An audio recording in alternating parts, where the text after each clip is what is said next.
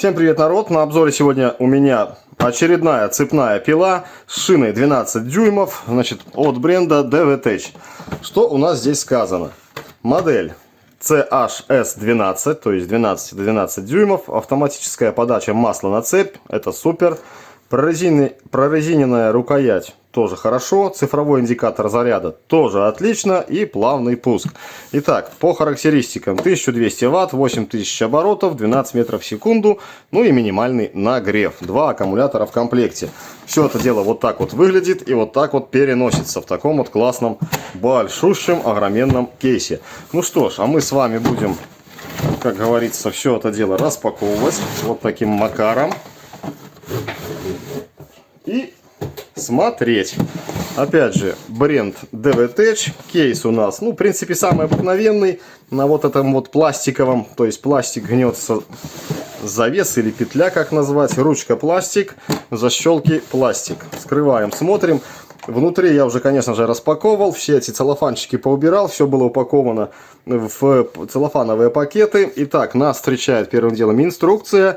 Значит, бренд DVTech, пила цепная аккумуляторная. Все как полагается. Инструкция целиком и полностью на русском языке. Вот, с цветными картинками и множеством разного рода предупреждаек. Также есть вот что-то у нас о цепи, а именно то, что меня постоянно уже спрашивают и на что я, наверное, сделал не одно видео, то есть как правильно установить цепь.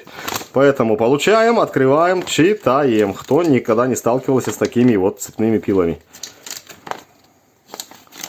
Вот, здесь тоже что-то показано у нас, рассказано, как чистить инструмент, все досконально. Ну и опять же, если вдруг кому-нибудь, не дай бог, что-то там не повезло, пишите в поддержку.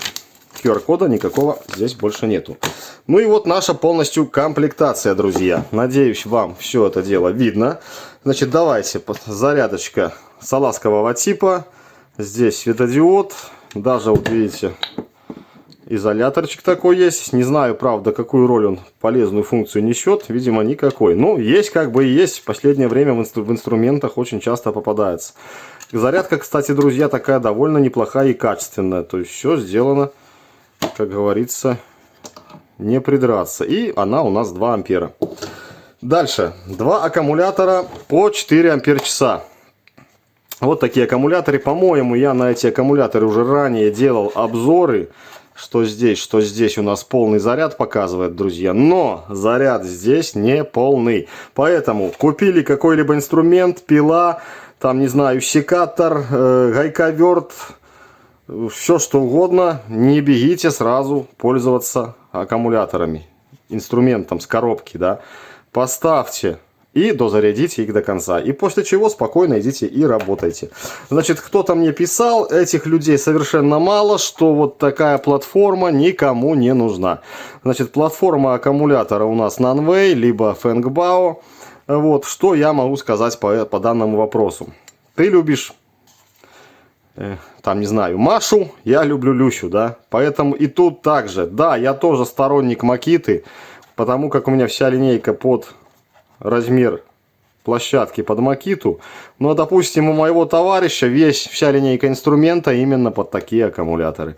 И если вы зайдете, допустим, на тот же магазин, либо сайт DVTech и посмотрите там отзывы на пилы, на гайковерты, там, не знаю, на шуруповерты, на болгарки, и вы увидите, друзья, что у него там, ну, у него, да, вот я обобщаю, но на примере DVTech, очень большое количество покупок с огромнейшим количеством положительных отзывов.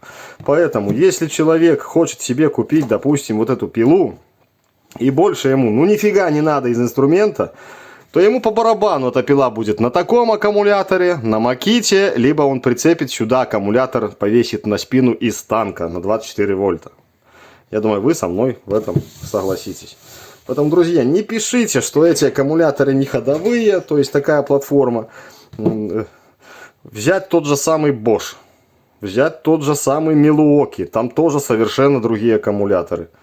Но люди их покупают, люди ими работают. Точно так же и с этим видом аккумуляторов.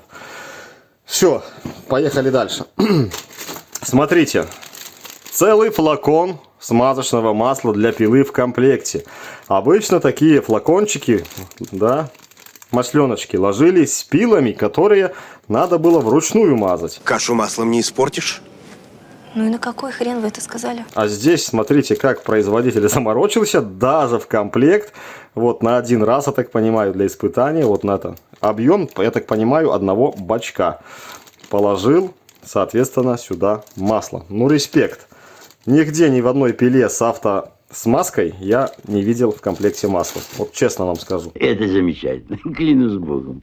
Так, далее. 2 цепочки в комплекте. 2 цепочки 12 дюймов. Одну цепочку я вот уже распаковал, подготовился, чтобы не терять время.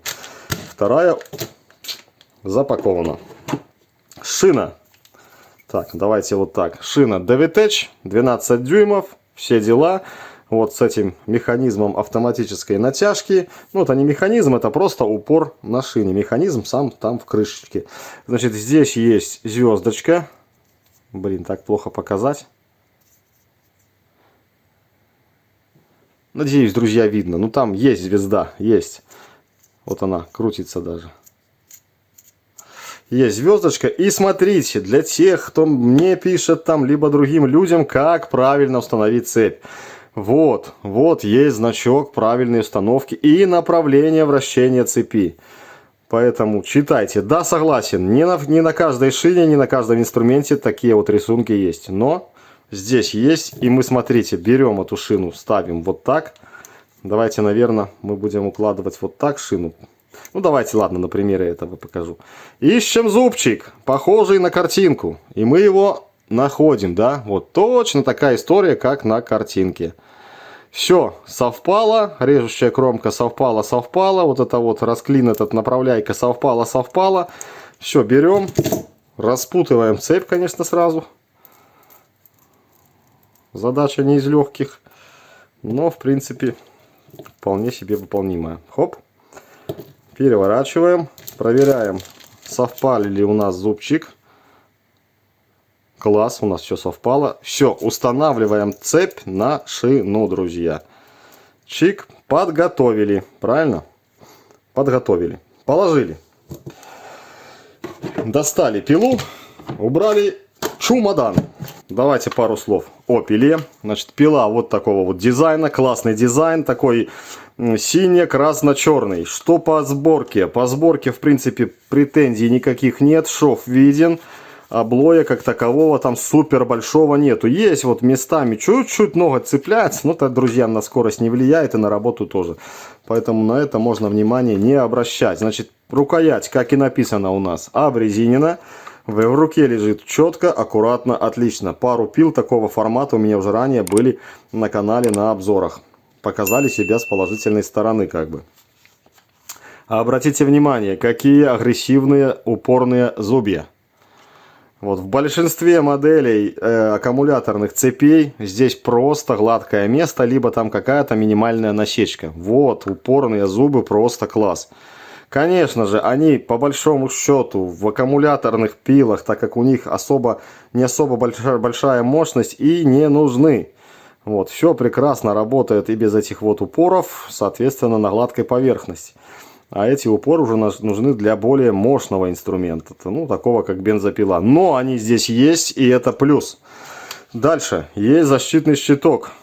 И смотрим, слушаем. Обалдеть! А в щитке у нас стоит микрик. А микрик для чего? Для того, чтобы при выбросе пиле у нас пила остановилась. Работает, и это класс. Дальше.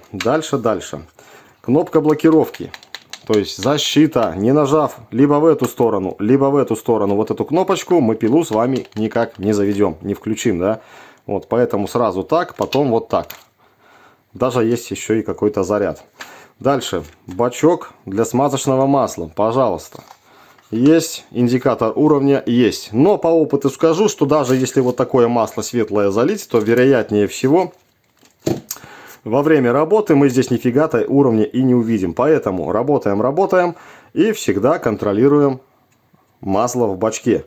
Не допускайте работу без смазочного масла. Дальше, опять же, обращаю внимание на вот этот вот колпачок, друзья. Вот это вот внутри это есть клапан. Блин, пинцета я не взял, конечно. Это плохо, что пинцета я не взял. Попробуем его достать. Вот, клапанок у нас стягивается с отверстия. Надеюсь, видно, да? Здесь такой большой массивный клапан. И перед запуском пилы, перед тем, как вы идете работать, делаем вот таким вот образом. И мы видим, что здесь, опять, как я всегда и говорю, не знаю, друзья, видно вам, не видно. Видите, какая маленькая с иголочку, маленькое отверстие. То есть наш клапан опять пришел практически спаян. Берем, не знаю что, у меня кривая отвертка есть, которая вылетает из рук. Берем и его здесь... Давайте, знаете, как я покажу проще, наверное. Берем фигурную отвертку, одеваем сюда, бах, делаем такую вещь. Все. Мы 100% уверены, что здесь у нас больше никакого спая нет и есть хорошее отверстие. Для чего это нужно? Это, друзья, обыкновенный обратный клапан. То есть, когда мы работаем, насосик у нас с бачка качает масло, подает на цепь. Но, чтобы не было разрежения в баке, у нас есть сообщение с атмосферой. И сюда, в это отверстие, через этот клапан у нас поступает воздух. Соответственно, когда мы перестали работать, воздух нам не надо. Клапанок у нас вот этот вот по шву закрывается, вот как сейчас. И тем самым не дает маслу вылиться из бачка. Все, надеюсь, с этим тоже понятно. Уже тоже не одно видео есть с этим клапаном, что они приходят спаянными. Люди пишут, что делать. Я купил пилу, смазка не идет. Вот вам, пожалуйста. Ну и как бы все. Так, и есть у нас индикатор заряда. Давайте вскрывать и смотреть. Натяжка цепи автомат. Поэтому откручиваем вот этот вот винт-барашку. Кладем в сторонку, снимаем крышку.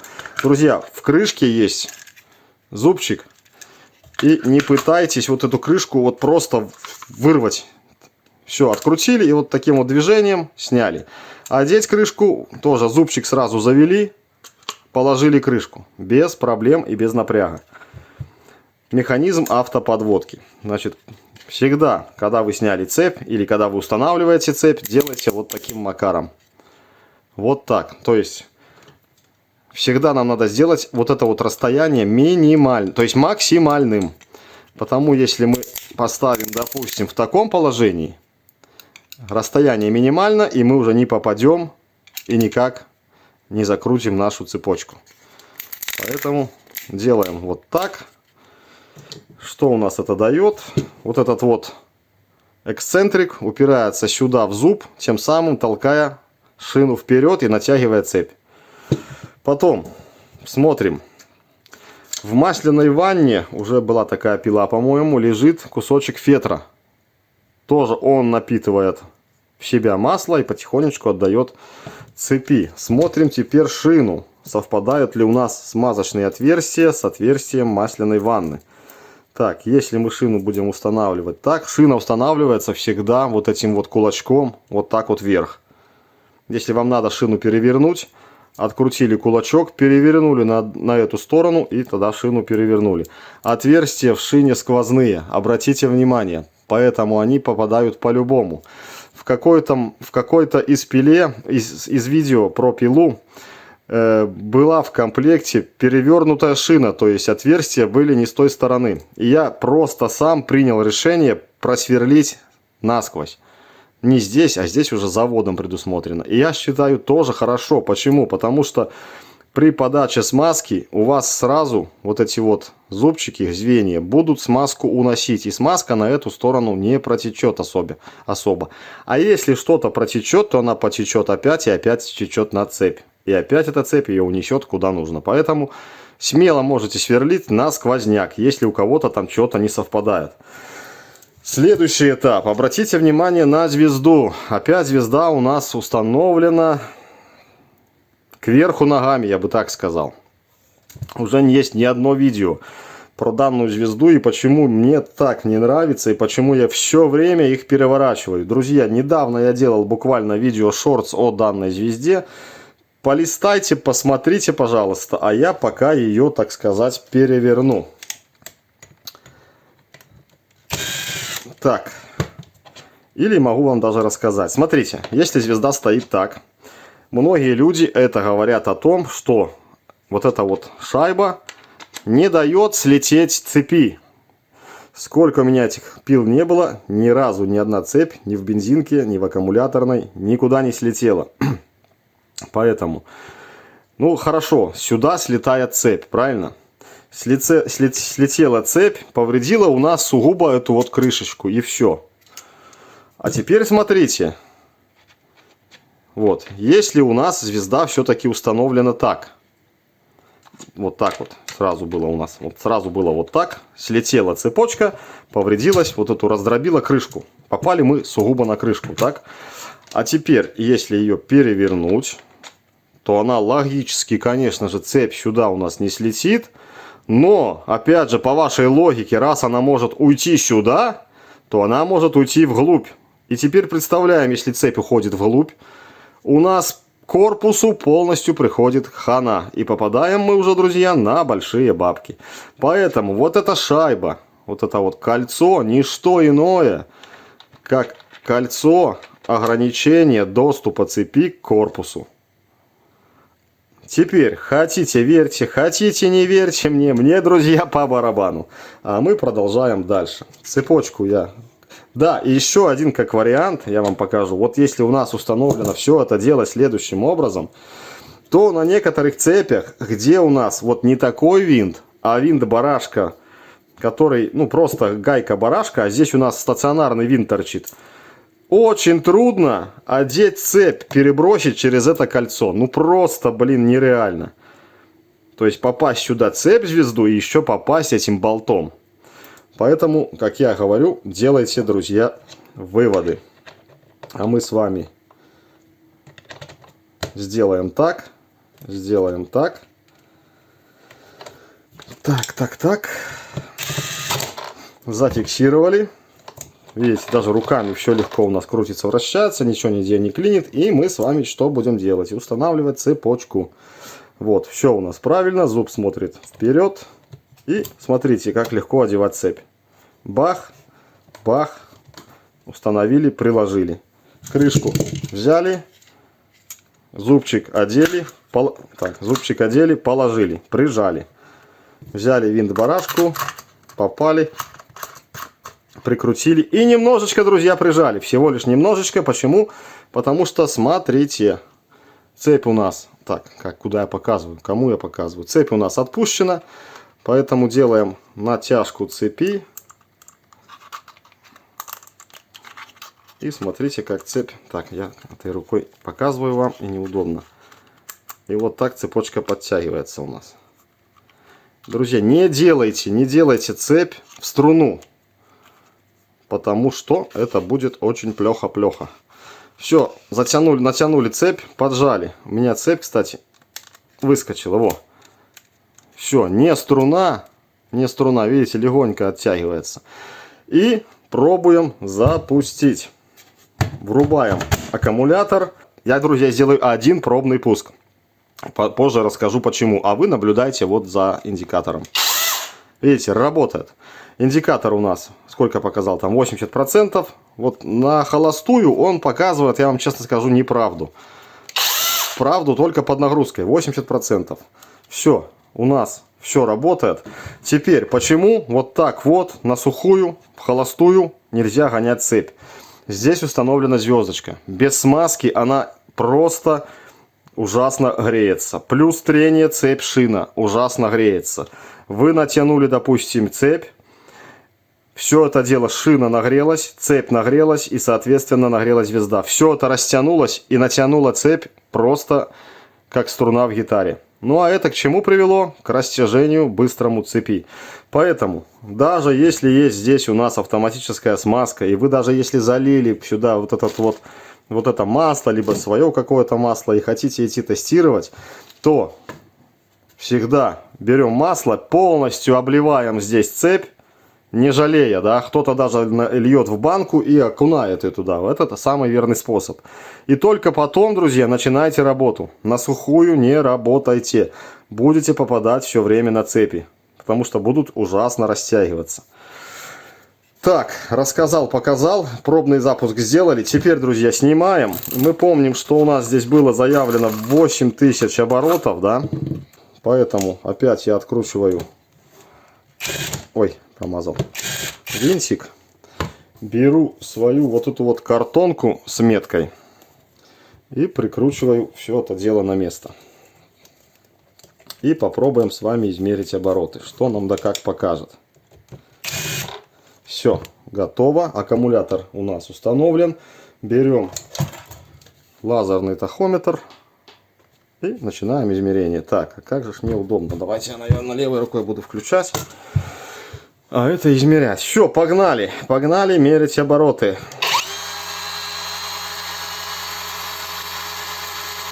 5060 оборотов холостого хода. Едем еще разок.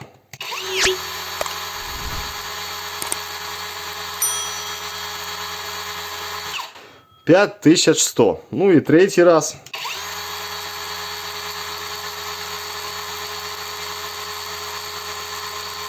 Обороты все время растут. Почему? Потому что в редукторе есть смазка. Смазка своего рода является демпфером. То есть по мере набора оборотов, конечно же, смазка разогревается и создает уже меньшее сопротивление для вращения вала. Ну, сами понимаете, до 3000 пилка не разгонится. Ну, в данном случае я могу сказать, что пила может разогнаться там при прогреве смазки до 5200 максимум, думаю, оборотов.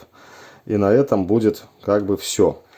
Итак, все разобрал, все раскрутил. Давайте смотреть. Вот такой вот корпус, довольно мощный, с такими мощными ребрами жесткости. То есть в этом районе его просто нереально согнуть. Вот, а так корпусок довольно неплохой. Вот наша вся внутрянка. Кнопочка у нас отвалилась сама. Ну, здесь на пуске обыкновенный стоит микрик. Как мы называем, микропереключатель. Контактная, опять же, площадочка. Пайка довольно неплохая, на оценку отлично. Имеется контроллер на 2 конденсатора. Все залито компаундом. Ну и вот такая вот есть, друзья, маркировочка. Думаю, вам все это дело видно. Бачок для смазки такой довольно неплохого объема. И давайте вскрываем вот эту вот крышку. Как мы видим, крышка тоже является опорой подшипника ротора. Значит, поскольку крыльчатка здесь, то мы ротор с вами можем вынять и спокойным образом померить. И опять же, друзья, на глаз данный ротор у нас 26 миллиметров. Так, давайте мерить. Хоп, 25,92, 26 миллиметров, пожалуйста. Все как всегда. Подшипник 1893. Вот такая вот агрессивная приводная звезда на роторе. Шестеренка, звездочка. Так, ну и здесь подшипник малыш у нас 1596. Ну, то есть 16 миллиметров. Так, что у нас по металлу? 2 сантиметра по ходу. Стандартный движок. 2 сантиметра. Ну, я тут немножко больше взял. Ровно 2 сантиметра по металлу. Общая длина всего этого ротора у нас 74,61. Вот такой вот роторчик. Так, теперь смотрим, что у нас здесь. Почему не снимается, почему не вынимается. Опа! Что-то у меня еще выскочило и упало. А, это у нас блокиратор этот, который кнопочку блокирует. А, вот, друзья, прикручено 3 винтами еще. Не заметил. Извиняюсь.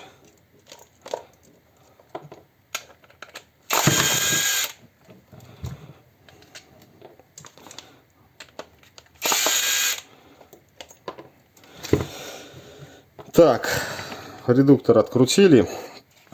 Значит, смотрите, есть у нас щиток. На щитке пружинка возвратная. И тоже стоит концевой выключатель. Ну, микрик, если по-простому. Который у нас блокирует пилу тогда, когда пилу у нас может бросить на нас. Так, а что здесь еще не так? Что-то ничего не снимается. Или я что-то где-то еще упустил. А, вон у нас спрятался еще один винтик. Так что, друзья, имейте в виду. Вот этот вот проказник. Так, вот теперь у нас все должно открыться и вскрыться. Ха, нифига. Да что ж ты будешь делать-то? Короче, вон еще один проказник. так болты попрятали, что просто ужас. Ну что ж, все откручено, все раскручено. Теперь-то я уже его сниму. Вот я его снял. Так, а что мне мешает здесь? Мешает мне шланг подачи масла. Так, смотрим. Индикатор. От индикатора шлейфик у нас идет на контроллер тоже. Значит, вот такая система смазки. Микрик отключения. Аварийный, я бы сказал, да. Сейчас я, друзья, отключу отсюда патрубок. Сниму. Опля. И у нас в руках вот сам редуктор. Редуктор. Бачок отсюда снимать не буду. Вот это вот, друзья, у нас насос. Значит, насос работает от приводного червяка. Вот он установлен. Такой вот пластиковый червячок. Насосик вращается и делает вот такие поступательные движения. Давайте я покажу, попробую. Ага, так уже сильно и не покажешь. Да, так не видно, надо обороты создавать. Ну, да ладно. Так. Давайте насосик, наверное, открутим. Или, в принципе, зачем его откручивать? Он, наверное, не мешает. И снимем редуктор. Надеюсь, все это дело снимется. Вот этими двумя винтами просто держится носочек, и все. Открываем редуктор. И смотрим. Смазка у нас, как мы видим, имеется. Ну и вот такой вот агрессивный зуб у нас на редукторе. То есть вы понимаете, что вот эта вот пара работает следующим образом. Все установлено на подшипниках. Все, в принципе, красиво. И мне нравится, что уже такие вот большие агрессивные зубы. Если кто-то помнит, я делал обзор, даже не обзор, наверное, рассказ о том, как я утупал, грубо говоря, свою там одну из первых пил. Сильно прижал, зубчики там были мелкие, и все это дело провернулось, и, короче, пиле хана. И пиле хана. Так, вот эту вот звезду, шестеренку, давайте я померяю. 50, 64. Здесь подшипник у нас какой? Стоять. 16,97. Вот как бы, в принципе, и все. Ну и здесь, конечно же, установлен более большой подшипник, большего размера. Опа. Давайте я уже все покажу. Вот такой подшипник. Значит, надеюсь, вы, может быть, как-то прочитаете маркировочку. Друзья, не хочу уже слепиться в этих очках и читать. Давайте я внешний диаметр померяю 25,94. И померяю, что еще померяю, и все, и больше не померяю, так как вал у нас стоит сюда, на валу есть юбка, которая закрывает нам, собственно говоря, собственный размер вала. Вот такой вот конструктор. Довольно-таки интересный. Все, друзья, посмотрели, собираю, пойдем пилякать. Залил я красное масло в бачок. И давайте посмотрим, через сколько же оно у нас пойдет. То есть у нас эта вот фиброчка должна напитать.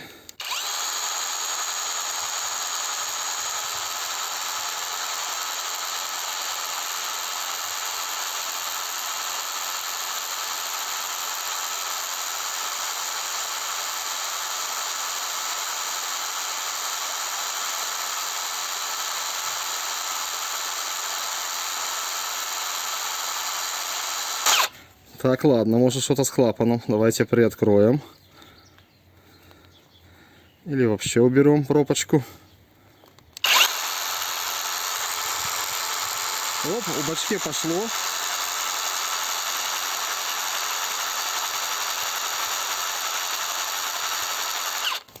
В бачке намного уменьшилось. Странно, почему же не подается сюда? Опа, понеслась. Так, теперь посмотрим, подзакроем. Все-таки клапан надо больше разрезать. Вот про что я всегда и говорю. Все, понеслась. Ну, а сейчас будем пробовать. Вот у меня столько веток. Уж извините, толстых совсем нету. Чем богаты, как говорится, тем и рады. Обрезал сад, специально оставил для вот этой вот пилочки. На аккумуляторе у нас 100%. Надеюсь, видно.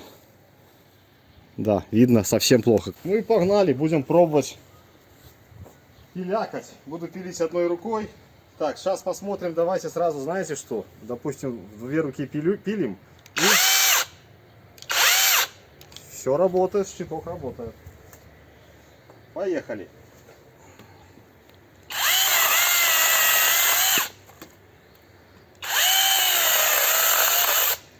Это я уже довернул. Так.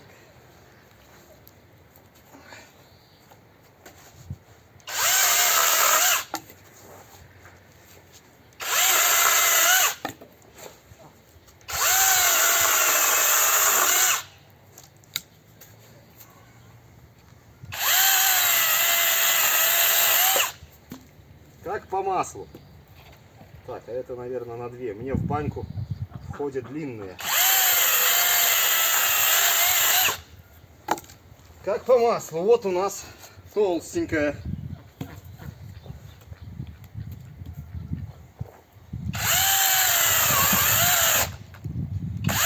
Кстати, яблони, видите, качается, клинит у меня тут.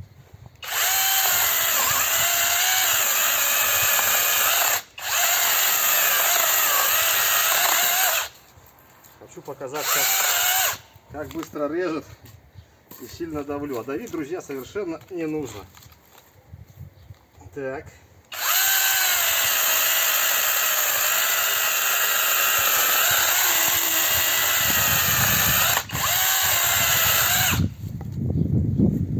Есть.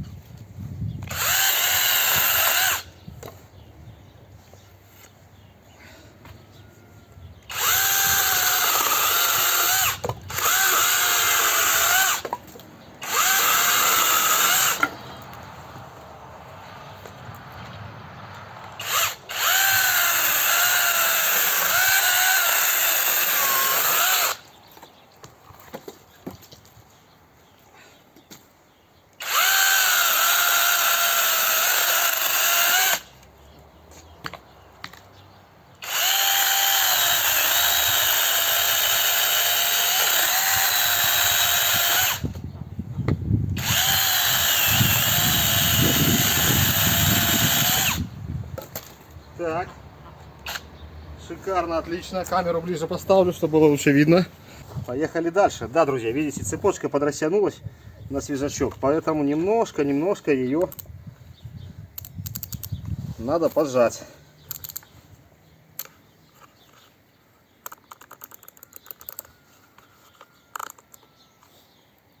Все, песня. И сейчас все будет работать замечательно.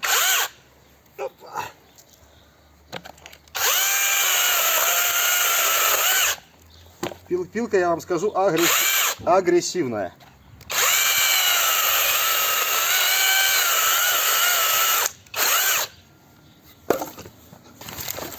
Она сейчас не стала, я ее отпустил.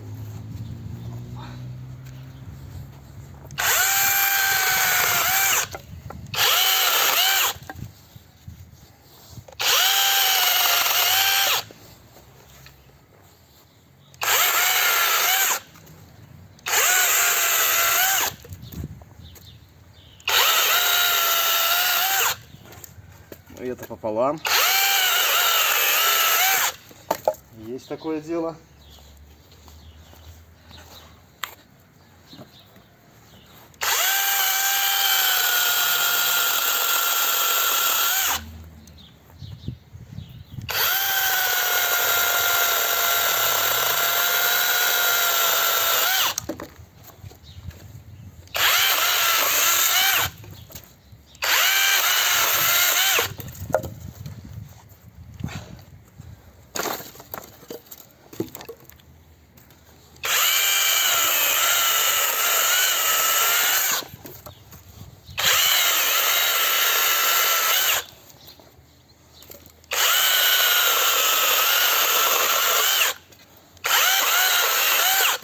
Если оно класс, оно, друзья, класс.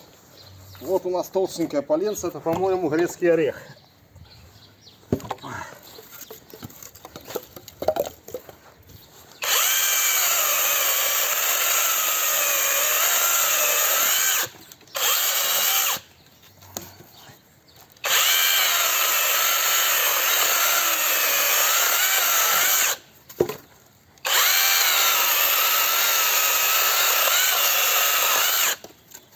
Такая рогатина.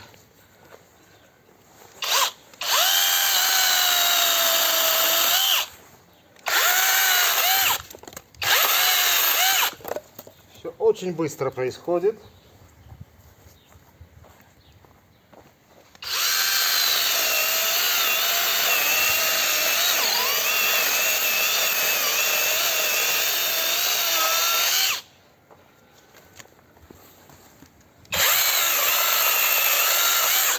Как масло. Просто приятно работать.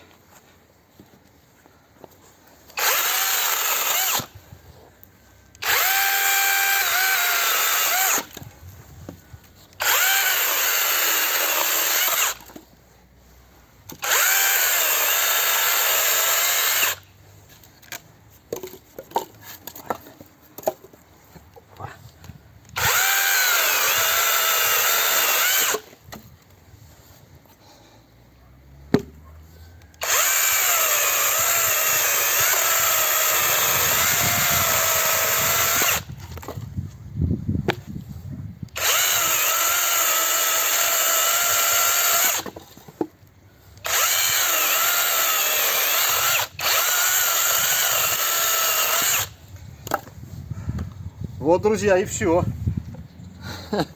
Хотите верьте, хотите не верьте, аккумулятора осталось 6% в то время, как я посмотрел. Значит, мы нарезали с вами, друзья, вот такую вот кучку дров. На пару раз протопить баньку. За такой короткий промежуток времени. Пила работает идеально, замечательно, и, как я говорю, изумительно. Вот. Даже вот так вот положим пилку. Просто класс. Так что, если кому надо, ссылка всегда в описании. Отличный аккумулятор, как мы видим, держит очень долго. Кстати, есть у нас здесь вот такая штуковина. Ну и сами видите, что он целиком и полностью заряжен. Так, что у нас по маслу? Давайте посмотрим. По маслу. Масло съело полбачка. Видите, красное масло, уровень виден.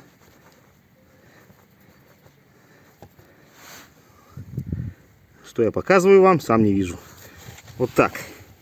Вот. То есть уровень масла у нас не съел. Значит, друзья, при пользовании данной пилой всегда контролируйте масло, потому что маслица уходит довольно быстро. Видите, сколько дровишек попилили, и масло ушло полбака. Поэтому контроль масла постоянный. На этом все. Будем с вами прощаться. Пилка зачетная.